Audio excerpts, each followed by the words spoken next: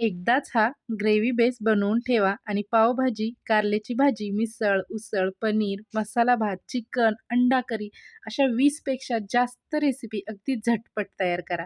रोज कांदा, टोमॅटो परतत बसायची गरज नाही. आज मी तुम्हाला माझा हा वेळ वाचवणारा ग्रेव्ही बेस दाखवणार आहे. शेवटपर्यंत नक्की बघा. कारण स्टोअर कसा करायचा आणि जास्त दिवस कसा वापरायचा हेही सांगणार आहे. इथे मी अर्धा किलो कांदे आणि अर्धा किलो टोमॅटो घेतलेले आहेत. साधारणतः 7 ते 8 मोठे कांदे, 6 ते 7 मध्यम आकाराचे लाल टोमॅटो घेतलेले आहेत. त्याला कट करून आपण मिक्सरमधून बारीक पेस्ट बनवणार आहोत. कढईमध्ये 2 मोठे पळ्या तेल घेतलेलं आहे आणि त्याच्यामध्ये आपण पेस्ट ॲड केलेली आहे. शूटिंग करताना मला असं वाटलं की रेकॉर्डिंग सुरू आहे, पण कॅमेरा पॉज झाला होता आणि माझ्या लक्षात आलं नाही. तर इथे मी कांदा टोमॅटोची पेस्ट तेलामध्ये टाकून घेतली आहे आणि तीच आता आपण छान शिजवून घेणार आहोत. टोमॅटोमध्ये पाण्याचं प्रमाण जास्त असल्यामुळे शिंतोडे उडतात, त्यामुळे मध्ये मध्ये झाकण ठेवून शिजवून घ्यायचे आहे आणि अधूनमधून सतत हलवत राहायचं आहे. हळूहळू या मिश्रणातील पाणी आटायला सुरुवात होईल, तोपर्यंत आपण पुढचं साहित्य तयार करून घेऊया.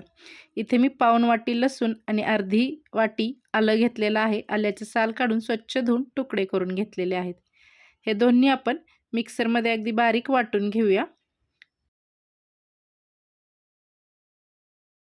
आता बघा, टोमॅटोमध्ये पाण्याचं प्रमाण जास्त असल्यामुळे ही ग्रेव्ही तयार व्हायला थोडा वेळ लागतो, पण हीच स्टेप सगळ्यात महत्त्वाची आहे. कांदा टोमॅटोचा कच्चेपणा पूर्णपणे गेला पाहिजे. आता आपण त्याच्यात घालूया आलं आणि लसणाची पेस्ट आणि त्याला छान असं परतून घेऊया, जेणेकरून पूर्णपणे त्याचा कच्चेपणा जाईल.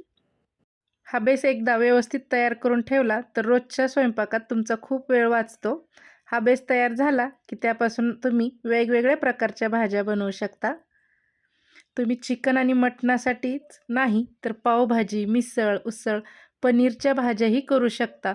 इवन तुम्हाला घाईमध्ये मसाला भातसुद्धा बनवता येतो. तर बघा, आपली ग्रेव्ही छान शिजत आहे. मध्ये मध्ये झाकण काढून हलवत राहायचं आहे, म्हणजे खाली लागणार नाही. आता जवळपास 17 ते 18 मिनिटं झाली आहेत. आपण मध्यम आचेवर हा बेस शिजवून घेतला आहे. तुम्ही मोठ्या आचेवरही लवकर करू शकता, पण त्याने फक्त पाणी लवकर आटेल. मसाल्याचा जो कच्चेपणा आहे तो पूर्णपणे जाणार नाही. म्हणून थोडा वेळ लागला तरी मंद ते मध्यम आचेवरती व्यवस्थित शिजवून घ्या. ग्रेव्हीला रंग किती छान आलेला आहे. यामध्ये आता आपण अर्धा चमचा मीठ घालणार आहोत. मिठामुळे तो जास्त काळ चांगला राहण्यास मदत होईल. आता पुन्हा एकदा छान मिक्स करून घेऊया.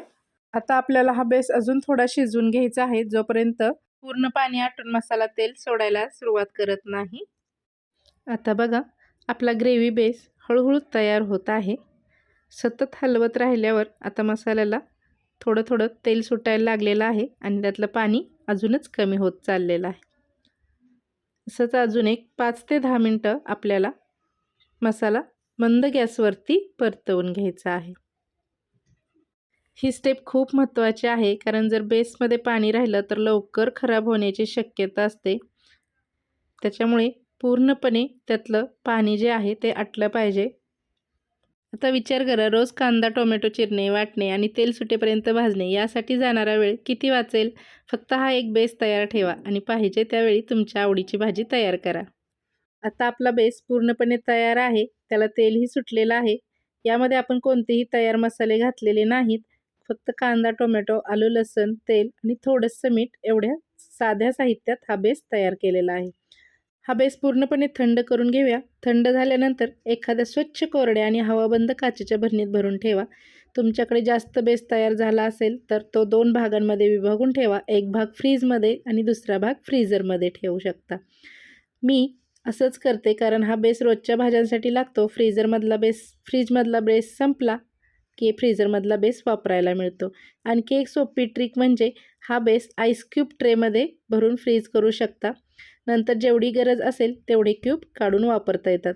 फक्त एक गोष्ट लक्षात ठेवा, बेस काढताना नेहमी स्वच्छ आणि कोरड्या चमच्याचा वापर करा. रेसिपी आवडली असेल तर व्हिडिओला लाईक करा, शेअर करा, सबस्क्राईब करायला विसरू नका.